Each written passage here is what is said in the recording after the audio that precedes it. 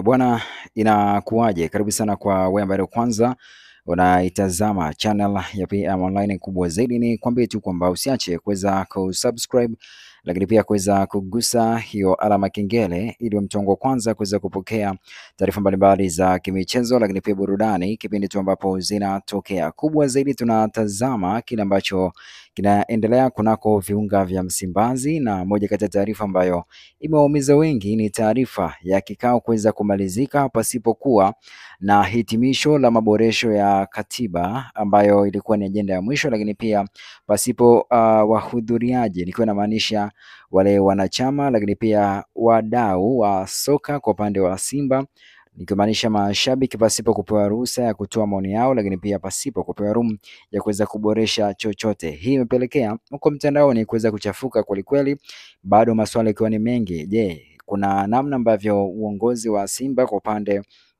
wa wanachama umeshindwa kuweza kutatua tatizo hili, au ni kitu gani hasa kinapaswa kuweza kufanyika? Na hadi sasa hivi bado majibu hayajaweza kutokea. Kwa upande wa mwekezaji Mo Dewji, bado anaendelea kuposti taarifa mbalimbali ambazo zinaonyesha kuweza kusimamia upande wake, na kama unakumbuka jana nimekupitisha kwenye maandiko mbalimbali ambayo aliweza kuiandika Farhan Kihamu, ikiwa anazungumzia uwekezaji ambao Simba imeweza kufanyiwa na Mo Dewji, lakini pia kile ambacho kimeweza kuendelea, na taarifa ya mwisho ambayo ameweza kuiandika Farhan, pia Mo Dewji ameweza kuiposti ikiwa inaonyesha namna ambavyo uendeshaji wa Simba unafanyika, lakini pia vitu gani vinapaswa kuweza kuboreshwa, na kubwa zaidi ni kutokumsahau mwekezaji ambaye amefanya makubwa kunako kwenye uongozi wa Simba, jambo ambalo bado linaendelea kuacha maswali. Ni kwa namna gani ambavyo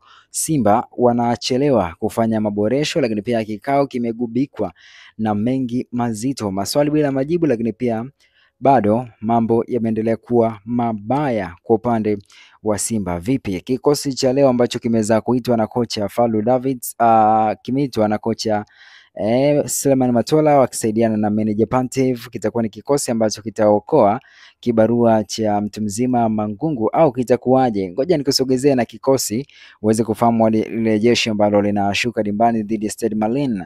Namba 1 ipo Yakub, namba 2 Mdigo, Mortale, Jean Charles Ahoua leo ameanza, Shomari Kapombe kapteni pia ameanza, Derok pia ipo ameanza, Nabi Nangu Mpanzu, Neo Maema pamoja na Selemani Mwalimu. Kikosi kimebadilika kwelikweli, tayari ameweza kuwekwa striker pale, Abel Duchu, Chamu, Kagoma, Semfuko, Kante, Soa, Mukwala, Morris ni substitution ambazo zipo kuelekea mchezo huu. Tusubiri tuone ni kitu gani hasa kitatokea baada ya dakika 90 kuweza kukamilika. Bwana, mimi nikwambie tu kwamba usiache kuweza kusubscribe, lakini pia kugusa alama kengele na mshikaji wangu kwanza kuweza kupokea taarifa zote kubwa za kimichezo pamoja na burudani. Till next time.